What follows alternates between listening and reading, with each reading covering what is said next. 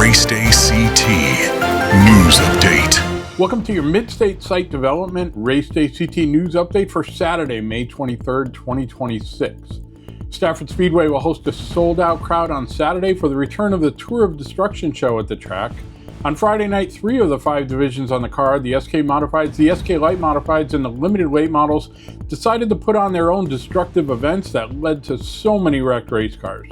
In the SK Modified division, it was Marcello Rufrano keeping a podium streak going in the best way possible. After second place and third place runs in the last 2 weeks, Rufrano held off a hard-charging Tyler Chapman to get his first win of the season in the 40-lap SK Modified feature. It was really hectic start to the night. I didn't really know how it was going to go starting 17th, but definitely had a lot of work ahead of us. We just took no prisoners, got to the front. Once we got up there, obviously we slowed the race down a little bit and just tried to be patient, but it was really hard battling with Tyler. It was fun. You know, I don't mind that. You know, it's just that's racing, and that's like I told him. I'll race in the same way he races me. That's how it goes, and I'm all for it. You know, as long as we don't end up in the wreck. Took a couple weeks. Just got to be patient for it. We worked really hard for this, and it paid off. Rufrano became the 4th different winner in 4 SK Modified features this season, joining Todd Owen, Keith Rocco, and David Abrute on the division's win list this year. Chapman was 2nd and Anthony Flannery 3rd. I couldn't, be any angry about that. Nice top 3, no wrecked race car, a good finish, and good show for the fans to watch. Oh, we had a great night. It was rough, and we made it through. I mean, that's how sometimes these races go. All the cars are so fast, everybody's so even. You just got to make it through, and we skated a couple wrecks, had a good car at the end, just not enough to catch the 2 leaders. But very good night for us here at Chassis Pro. Very happy. Nick Anglace scored the victory in the 40-lap Monaco Ford Double Down special event for the SK Light Modifieds. It was a 2nd consecutive victory for Anglace. It's kind of, I get emotional trying to talk about it. It's just, there was a time not too long ago, like a year and a half ago or so, we weren't winning these things, and now the role that we've been on is just, I'm extremely grateful for. And, I've always wanted to get back-to-back wins. I've always wanted that my entire life, and it's kind of the best of both worlds. You get that, and it's the biggest race, of the year. It's a race that I wanted to win since 2024 when it was taken from us. So it's a really big deal. Chris Matthews was 2nd for the 3rd consecutive event. Matthew has 4 seconds in a win this season. Peter Bennett was 3rd. It was a rough night. I can't even believe I made it back to battle with Nick. It was, I figured we were done in that wreck, and unfortunately it kept going. I don't know how it held air, but it did, and the car was actually still rolling pretty well. I just didn't have enough to close the deal at the end. It was a little beat up for that. Oh, it makes you feel great. It's good for the team. Everyone loves it. The morale. It's just, it's still too early to be counting points or nothing. But just like you said, the roll is nice, and it's, keeps your chin up and keep moving forward. Yeah, it's a big night for us, and it's always a great night when it ends in tech like this. And it was a pretty hectic race. Just trying to keep the car clean out there. And there was a couple close calls along the way, but once we got going the second half of the race, just kind of maintained our position in 3rd and brought our home 3rd.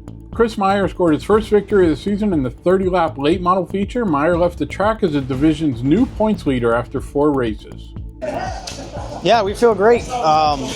We're executing our plan, which is fantastic. In the last couple of years, plan has gone to the wayside pretty much on week 1, and this year we're executing our plan. We're finishing where we want to be finishing. Everything has been working in our favor, and we're feeling really confident going into the rest of the season.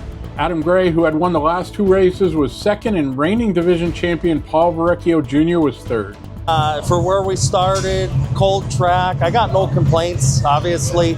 I would have liked to make it 3 in a row, but a good 2nd place from where we started, and we did good. It was a good night. So tonight was a good night.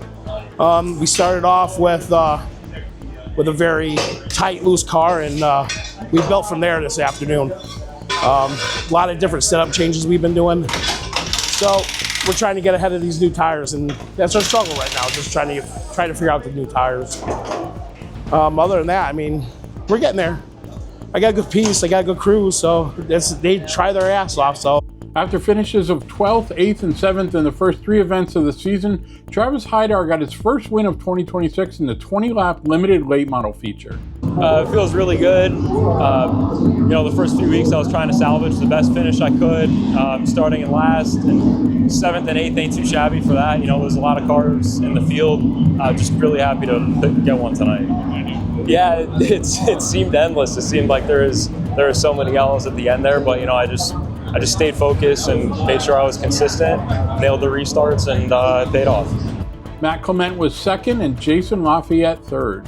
Car fired off really well. We were hunting RJ down there for a couple laps, and then car just got real tight in the center, loose off. Once Travis got by us, car got a little better, but those late race restarts didn't really help out. Just waiting for the race to be over there, and then lucked out and got a 2nd place after that last restart. Yeah, starting deep, right? Like that was tough starting in the back, just trying to follow and ride and get up there. Started getting a little aggressive. I ended up getting by Jeremy there, and caution come out. We had to go back behind and start on the outside. And the last restart, I thought I had clear on the inside. I think he tried to get underneath me just to protect the spot. So when he got into me, I got up into the 83, I believe it was, and then it was kind of a mess. But we're thankful to finish in kind of one piece. I feel sorry for them right now. But we'll have to go face the music, I guess. A week after finishing 3rd, Jason Raymond climbed 2 spots to victory lane in the 20-lap street stock feature. It was the first win of the season for Raymond. Yeah, it was a great night. We made minor changes this week. We knew we had a good car last week. Just kind of went through it, made sure everything was good and sound. But the car was really good tonight. I think the inside restarts at the start, the inside starting position helped a little bit. I was able to nail some pretty good restarts to get the jump on the outside there. But overall, the car was just really good, and I'm just proud to be here. I'm happy. Brent Gleason was 2nd, and Brandon Warren got his 3rd consecutive podium in 3rd. Oh boy, we found a bunch of stuff over the week in the back end of the car, and that was contributing to a lot of our handling issues, and we were chasing that all day as well. We just tried to figure out what it wanted, and we finally kind of got pretty close, and it was decent, kind of neutral tight. We were just trying to stay alive, and then the car just kind of went really stupid tight coming off of 4, and it allowed Jason underneath me, and I don't know why, but it kind of came back around after that, I was able to kind of track him back down, but I didn't have anything for him because it wasn't there. But it is what it is. We had a good notebook on today, and we're just kind of working on figuring out what the hell's wrong with it. And I think we're starting to get there finally. So yeah, great run by me and the team. The car was really fast. Me and Waterman had a great battle, and hopefully we have a lot more battles like that for the rest of the season. So it's good because a lot of nights my girlfriend was yelling at me that we spent way too much time in the garage, and it's good to show all that hard work and effort that I put in and actually start paying off. So.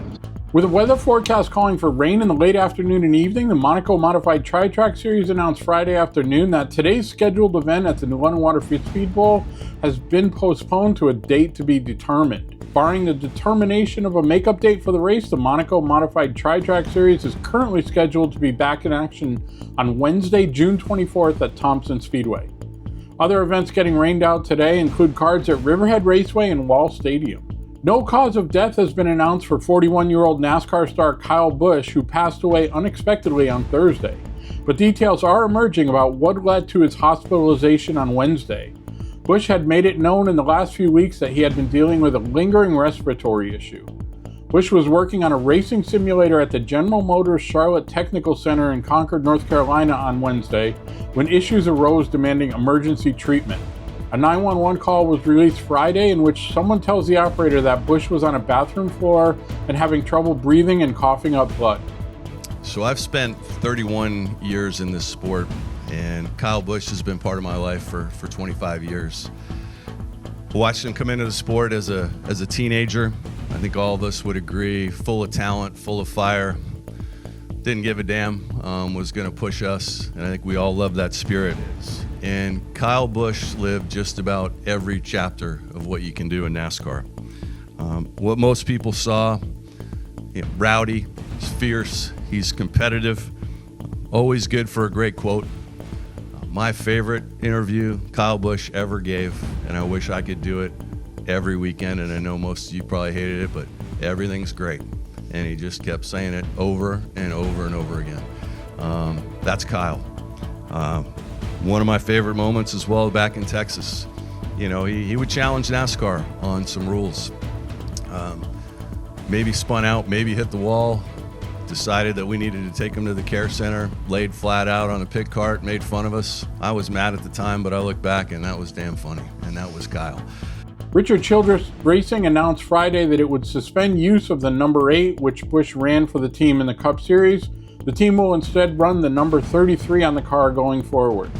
Friday's NASCAR Craftsman Truck Series at Charlotte Motor Speedway was postponed due to weather and will be run at 8 a.m. today.